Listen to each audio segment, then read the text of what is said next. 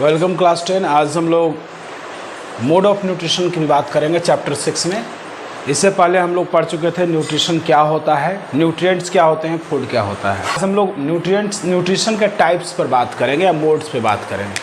तो ब्रॉडली अगर देखा जाए तो मोड ऑफ न्यूट्रिशन दो प्रकार के होते हैं। पहला ऑटोट्रॉफिक और दूसरा होता है हेटेरोट्रॉफिक।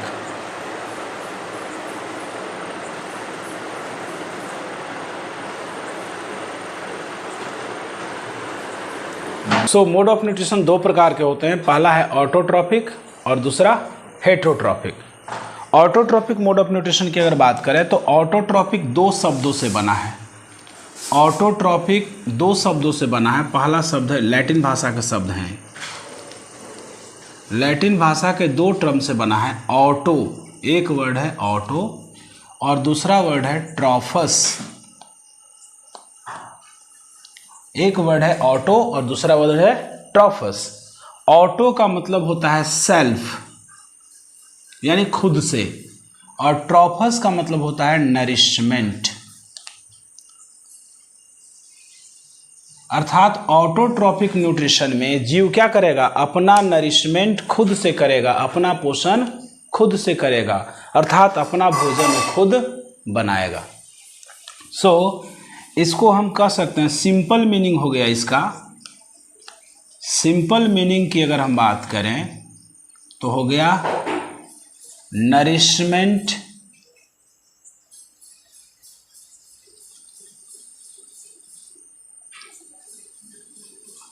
Self nourishment. इसका सिंपल मीनिंग होगा कि एक खुद से पोषण करना। Autotrophic mode of nutrition is a mode of nutrition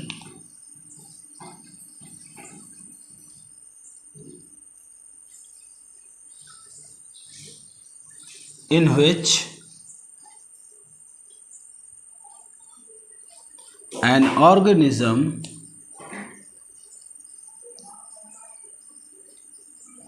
manufacture its own food।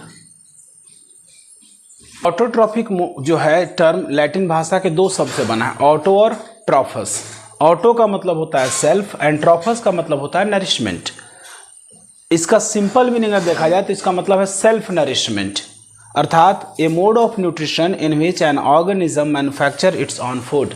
अर्थात यह न्यूट्रिशन का वह प्रकार है जिसमें एक ऑर्गेनिज्म अपना भोजन खुद से बनाता है। दूसरा जो मोड है वह हेटेरोट्रॉफिक। हेटेरोट्रॉफिक लैटिन भाषा के दो शब्दों से बना है। ये भी लैटिन भाषा के ही शब्द हैं। दो शब्द में पहला शब्द है हेटेरोस, हेटेरोस, और दूसरा शब्द है ट्रॉफस। हेटेरोस का मतलब होता है अदर्स एंड ट्रॉफस का मतलब होता है nutrition.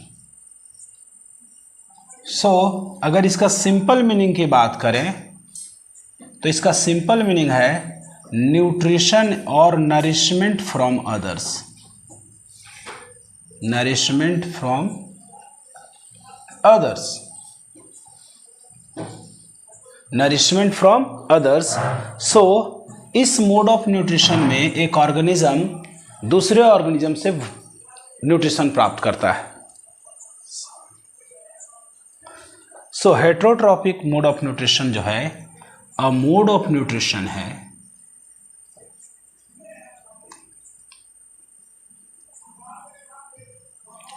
in which an organism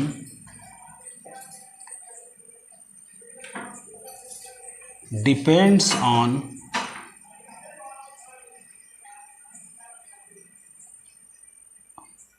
other organism for food।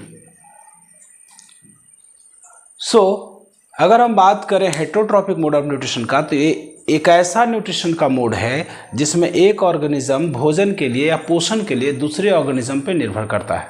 Now autotrophic mode of nutrition दो प्रकार के होते हैं। पहला है कीमो ऑटोट्रॉपिक, कीमो ऑटोट्रॉफिक, और दूसरा है फोटो ऑटोट्रॉपिक। फोटो ऑटोट्रॉपिक को हम फोटोसिंथेसिस भी कहते हैं।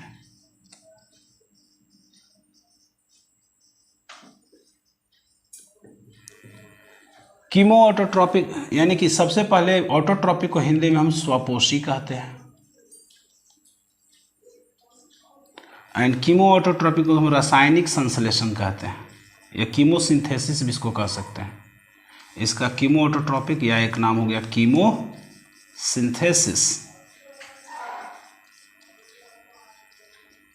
इसका हिंदी होता है रासायनिक संश्लेषण।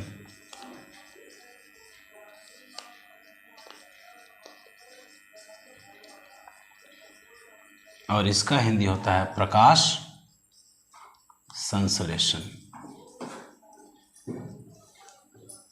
रासायनिक संश्लेषण और प्रकाश संश्लेषण, यानी कि ऑटोट्रॉपिक मोड ऑफ न्यूट्रिशन यानी स्वपोषी पोषण जो होता है वो दो प्रकार का होता है, कीमो ऑटोट्रॉपिक और फोटो ऑटोट्रॉपिक। कीमो ऑटोट्रॉपिक को हम कीमोसिंथेसिस भी कहते हैं और फोटो ऑटोट्रॉपिक को हम फोटोसिंथेसिस भी कहते हैं।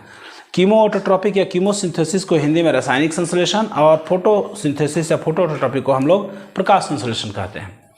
और अगर हम बात करें हेटरोट्रॉपिक का, तो हेटरोट्रॉपिक 3 प्रकार के होते हैं। पहला होलोजोइक, होलोजोइक को हिंदी में प्राणी समभोजी कहा जाता है,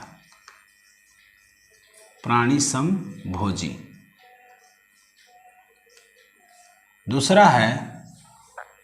दूसरा जो टाइप होता है उसको हम कहते हैं पैरासिटिक या पैरासिटिज्म, पैरासिटिक ही रखिए, पैरासिटिक, परजीवी पोषण। और तीसरा जो है वो है सैप्रोट्रॉफिक न्यूट्रिशन, इसको हम कहते हैं मृत जीविता या मृत जीवी पोषण, मृत जीवी पोषण। तो ऑटोट्रॉपिक में हो गया chemo autotrophic and photo autotrophic, heterotrophic में होलोजोइक, पैरासिटिक एंड सैप्रोट्रॉपिक, ये 3 प्रकार के पोषण पाए जाते हैं। प्राणी समभोजी यानी कि एनिमल के जैसा पोषण होगा, पैरासिटिक एक ऑर्गेनिज्म दूसरे ऑर्गेनिज्म पर रहेगा और दूसरे को नुकसान पहुंचाएगा, और तीसरा है सैप्रोट्रॉपिक यानी सड़े गले पदार्थों को सड़ा करके पोषण प्राप्त करते हैं। तो सबसे पहले हम लोग इन दोनों को यानी कि स्वपोषी पोषण को समझने का प्रयास करते हैं।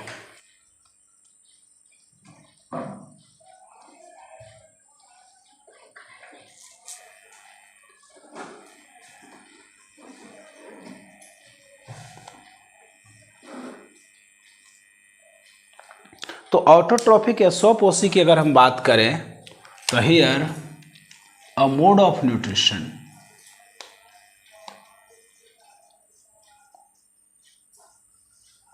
where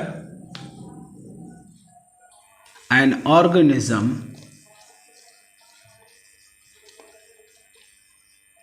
manufacture its own food.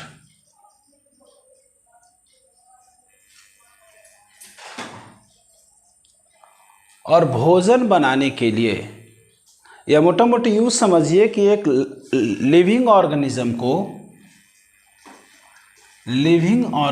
को सस्टेन करने के लिए, सरवाइव करने के लिए मुख्य रूप से 2 चीज़ें चाहिए होता है।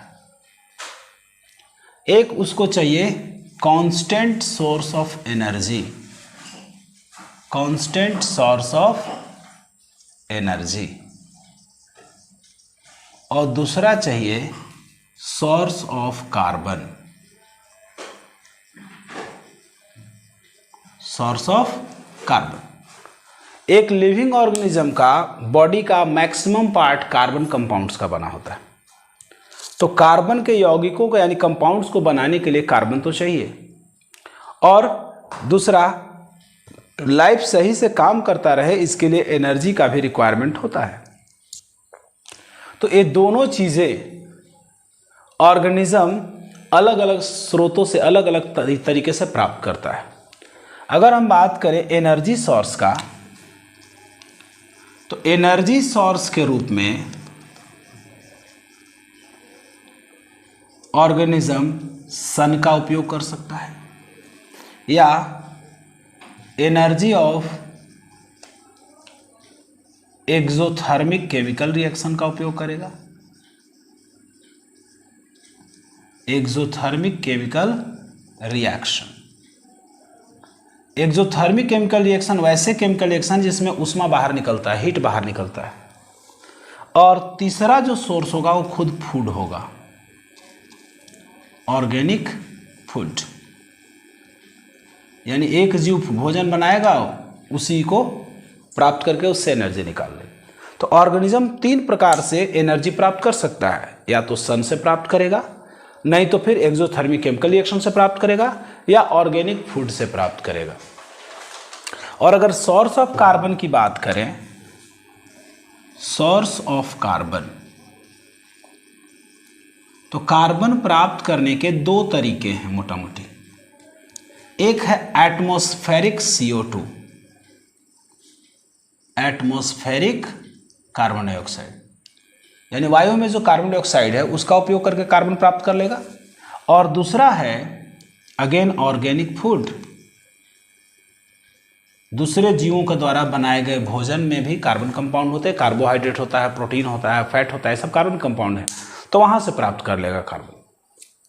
तो मोटा मोटी ऑर्गेनिज्म को जिंदा रहने के लिए 2 चीजें चाहिए, कांस्टेंट सोर्स ऑफ एनर्जी और सोर्स ऑफ कार्बन। एनर्जी कहाँ से प्राप्त करेगा जीव? या तो सन के रेडिएशन से एनर्जी प्राप्त कर सकता है, या तो ये एक्सोथर्मिक केमिकल रिएक्शन से प्राप्त कर सकता है, और नहीं तो फिर सीधा सीधा भोजन से प्राप्त करेगा। और कार्बन कहाँ से प्राप्त होगा? तो सीधे सीधे एटमॉस्फेयर से, कार्बन डाइऑक्साइड जहाँ है, और दूसरा ऑर्गेनिक फूड यानी फूड, भोजन से। तो यहाँ जो भोजन बनाया जाता है, भोजन बनाने के लिए ऊर्जा का जो रिक्वायरमेंट है, यानी कि हमने अभी बात किया कि ऑटोट्रॉपिक मोड ऑफ न्यूट्रिशन जो है उसमें ऑर्गेनिज्म अपना भोजन खुद बनाता है। तो भोजन बनाने के लिए उसको कार्बन भी चाहिए और एनर्जी का स्रोत भी चाहिए।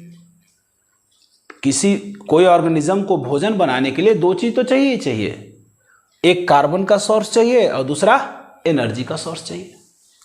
अगर कार्बन के सोर्स के रूप में एटमॉस्फेरिक CO2 का उपयोग किया जाए और एनर्जी सोर्स के रूप में या तो सन का या एनर्जी ऑफ केमिकल रिएक्शंस का, तो ऐसी अवस्था में जो मोड ऑफ न्यूट्रिशन होगा वो ऑटोट्रॉपिक होगा। अब हम जानते हैं कि ऑटोट्रॉपिक 2 तरह का होता है, एक होता है फोटो ऑटोट्रॉपिक, तो उसमें सन के एनर्जी का उपयोग होगा, और दूसरा है कीमो ऑटोट्रॉपिक, तो जिसमें एक्सोथर्मिक केमिकल रिएक्शन से जो एनर्जी निकलेगा उसका उपयोग करके भोजन बनाया जाएगा।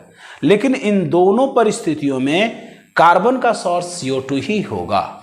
सो ऑटोट्रॉपिक मोड ऑफ न्यूट्रिशन में एनर्जी सोर्स या तो सोलर एनर्जी होगा या एक्सोथर्मिक केमिकल रिएक्शन होगा।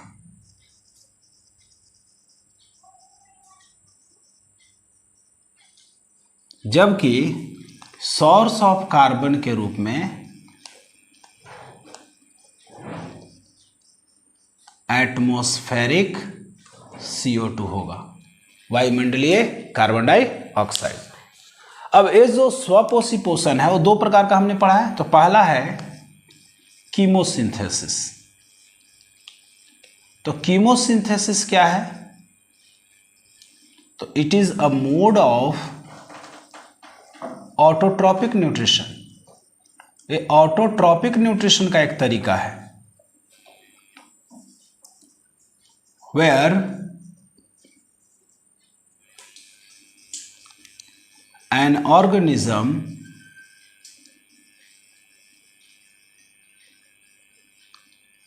ट्रैप करता है the energy of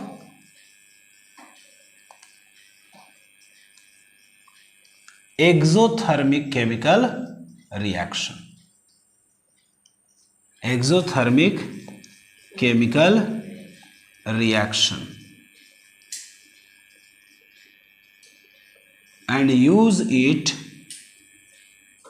to manufacture food.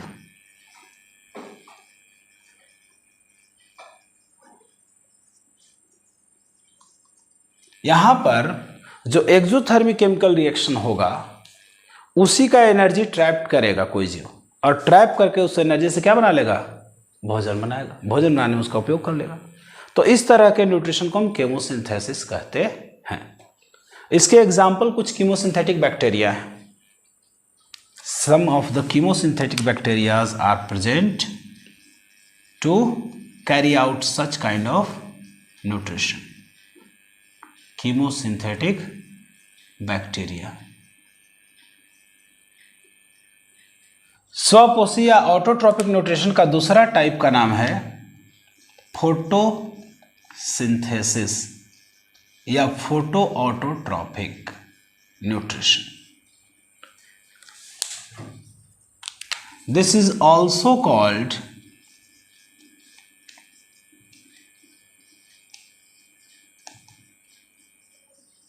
होलोफाइटिक nutrition. Holophytic nutrition भी इसको कहा जाता है। थोड़ा सा टर्म होलोफाइटिक पर हम लोग विचार करते हैं। होलोफाइटिक दो टर्म से बना है, होलो एंड फाइटिक। होलो का मतलब होता है कंप्लीट, पूर्ण रूप से, और फाइटिक का मतलब होता है plant like.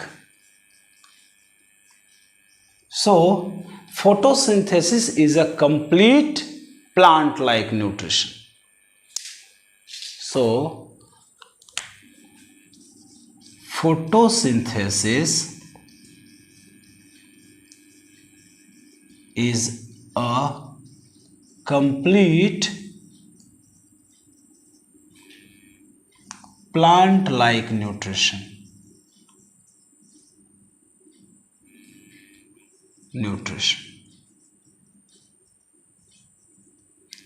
So what will be the definition of photosynthesis?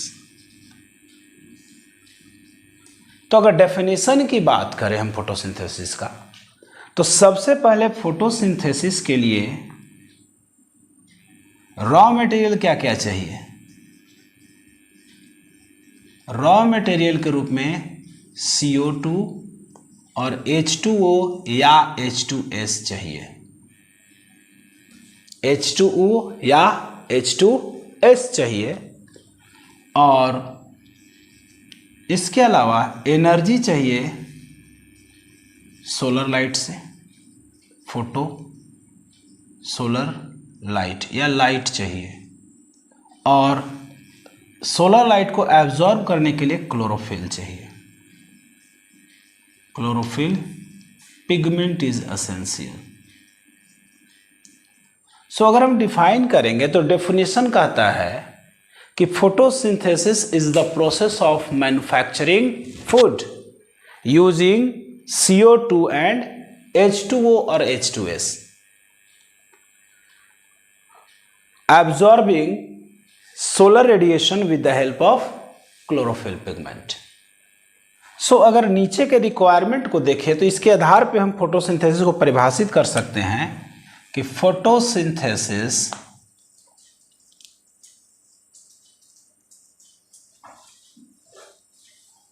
Is the process of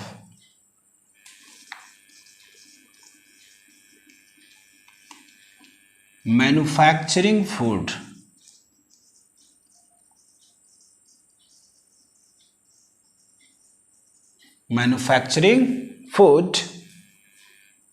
using atmospheric carbon dioxide and H2O or H2S.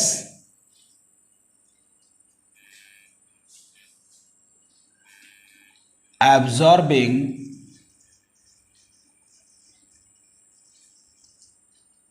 Light,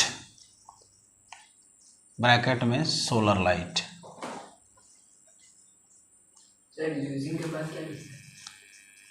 atmospheric, using atmospheric, short में atmospheric CO2 and H2 or H2S absorbing light or solar light with the help of chlorophyll.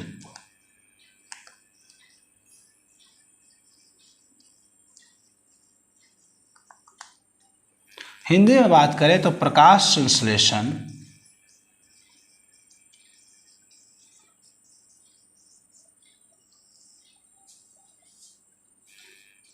वायुमंडलीय carbon dioxide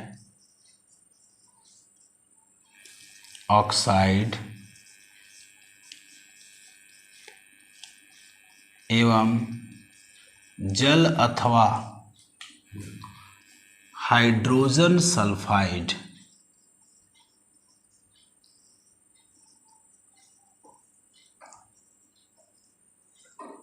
के द्वारा chlorophyll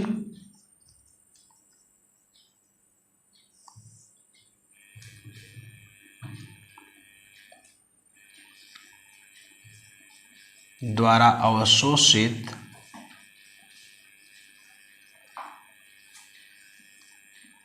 प्रकाश की सहायता से भोजन बनाने की प्रक्रिया है।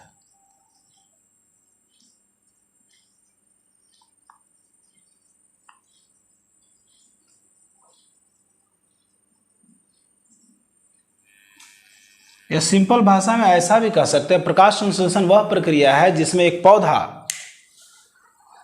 कार्बन डाइऑक्साइड एवं जल का उपयोग कर क्लोरोफिल द्वारा अवशोषित प्रकाश की ऊर्जा से भोजन का निर्माण करता है। तो इस तरीके से आप परिभाषित कर सकते हैं। तो यहाँ की मुख्य रूप से ध्यान देना है कि फोटोसिंथेसिस में फूड मैन्युफैक्चर होगा, यहाँ पे कार्बन डाइऑक्साइड उपयोग होगा और साथ में वाटर या H2S का उपयोग होगा। अगर प्लांट की बात करें तो वाटर उपयोग करते हैं और कुछ बैक्टीरिया हैं, सल्फर बैक्टीरिया या पर्पल बैक्टीरिया, जो H2S का उपयोग करते हैं और वैसी स्थिति में भोजन का निर्माण होगा। तो यहाँ पर ध्यान देना है कि अगर वाटर का उपयोग हुआ तो इस फोटोसिंथेसिस में ऑक्सीजन बाहर निकलेगा, लेकिन अगर वाटर के जगह पर अगर H2S उपयोग हुआ तो वहाँ पे ऑक्सीजन के जगह पे सल्फर बाहर निकलेगा। तो इस तरह से फोटोसिंथेसिस भी दो प्रकार के हो जाते हैं, ऑक्सीजेनिक एंड नॉन ऑक्सीजेनिक। यानी वैसा फोटोसिंथेसिस जिसमें ऑक्सीजन बाहर बाई प्रोडक्ट के रूप में निकले, ऑक्सीजेनिक, और अगर ऑक्सीजन के जगह पर सल्फर निकले तो उसे कहेंगे नॉन ऑक्सीजेनिक। फोटोसिंथेटिक रिएक्शन जो होगा ओवरऑल, उस पर हम बात अगर करें तो CO2 प्लस H2O ऐसा प्लांट्स में होगा। CO2 plus H2O, chlorophyll and sunlight बनेगा C6H12O6 plus O2। Oxygen 6 molecule निकलता है और ये जो ऑक्सीजन है पूरा का पूरा जल से निकलता है। तो 6 दूना 12 ऑक्सीजन और यहाँ ऑक्सीजन 1 है तो यहाँ कितना लगेगा, 12 लगेगा, 12H2O। तो 12H2O और यहाँ पे है 12 हाइड्रोजन, यहाँ 24 हाइड्रोजन है। तो 12 हाइड्रोजन और ऑक्सीजन यहाँ पे, कार्बन यहाँ पे 6 है तो यहाँ 6 होगा, 6 CO2। अब ऑक्सीजन 6 दूना 12 और यहाँ हो गया 12। तो खैर 6, यहाँ तो 12 यहाँ पे मेकअप है, यहाँ 6 है तो बच गया यहाँ का 6 ऑक्सीजन, यहाँ का 12 हाइड्रोजन, तो बच जाएगा, साथ में बन जाएगा प्लस 6H2O। ऐसा प्लांट्स में होता है। तो ये जो रिएक्शन है इसमें ध्यान यही देना है कि इसको और इसको मिलाना है। यहाँ 12 ऑक्सीजन है, यहाँ 12 ऑक्सीजन होगा, क्योंकि सारा का सारा ऑक्सीजन कहाँ से बनता है, वाटर से बनता है। हालांकि कुछ किताब में आपको 12 देके 6 भी दे देगा, ये वाला 6 घट जाएगा, इधर आकर 6 घटा देंगे तो नहीं हो जाएगा, ये वाला 6H2 इधर आके घटेगा तो हो जाएगा 6CO2 प्लस 6H2 बनेगा C6H12O6 प्लस 6O2। कहीं कहीं बुक उसमें ऐसे भी लिखा हुआ मिलेगा 6CO2 प्लस 6H2O, क्लोरोफिल होगा, सनलाइट होगा और बन जाएगा C6H12O6 प्लस 6O2। रिएक्शन ये भी सही है, लेकिन इसमें यह स्पष्ट नहीं होता कि ऑक्सीजन वाटर से आता है। यहाँ स्पष्ट होता है, चूंकि यहाँ 12 ऑक्सीजन, यहाँ भी 12 ऑक्सीजन, तो स्पष्ट हो जाता है यहाँ से, ठीक है। लेकिन यहाँ पर इस रिएक्शन से स्पष्ट नहीं होता। यहाँ पे आप देख पा रहे हैं 6 ऑक्सीजन है, जबकि यहाँ 12 ऑक्सीजन निकल रहा है। और हम जानते हैं कि फोटोसिंथेसिस में सारा का सारा ऑक्सीजन वाटर से निकलता है, तो यहाँ 6 ही ऑक्सीजन है, तो यहाँ 12 कहाँ से आया। तो याद रखना है एक चीज हमेशा कि प्रकाश संश्लेषण में जो भी ऑक्सीजन निकलेगा वो कहाँ से आएगा, वाटर से आएगा। इसके अलावा ये तो प्लांट्स का बात हो गई। अगर हम बात करें सल्फर बैक्टीरिया या पर्पल बैक्टीरिया का, तो ये जो है वाटर के जगह पे H2S का उपयोग करते हैं, तो यूज करेंगे CO2 प्लस H2S बनेगा, यहाँ बैक्टीरियो क्लोरोफिल होगा, बैक्टीरियल क्लोरोफिल होता है यहाँ पे, ठीक है। और यहाँ सनलाइट का उपयोग होगा। ये क्या करेंगे, C6H12O6 ये भी बनाएंगे ग्लूकोज, लेकिन यहाँ पे बना देंगे सल्फर। क्या बनाएंगे, सल्फर। तो यहाँ पर अगर इसको हम 6 करें, 6 कार्बन हो गया, ऑक्सीजन 12 हो गया, हाइड्रोजन यहाँ कितना है, 12 है। तो अगर हम यहाँ पे 6 करें 6H2S, तो 6 दूना 12 यहाँ हो गया, और हाइड्रोजन जो है यहाँ पे यहाँ 6 गो सल्फर निकल जाएगा, 6 मॉलिक्यूल सल्फर का निकलेगा, तो ये रिएक्शन होगा। तो यहाँ पर देख पा रहे हैं कि बैक्टीरिया या पर्पल बैक्टीरिया, सल्फर बैक्टीरिया जो फोटोसिंथेसिस करता है उसमें सल्फर बाहर निकलता है, और जो प्लांट्स करते हैं उसमें ऑक्सीजन बाहर निकलता है। तो ये जो प्लांट्स वाला जो फोटोसिंथेसिस है उसे हम ऑक्सीजेनिक फोटोसिंथेसिस कहते हैं। ऑक्सीजेनिक मतलब ऑक्सीजन उत्पन्न करने वाला। और ये वाला जो बैक्टीरिया जो कर रहा है, सल्फर बैक्टीरिया, पर्पल बैक्टीरिया, इस फोटोसिंथेसिस को हम कहते हैं नॉन ऑक्सीजेनिक फोटोसिंथेसिस। यानी ये भी फोटोसिंथेसिस है, लेकिन इसमें ऑक्सीजन रिलीज नहीं हो रहा।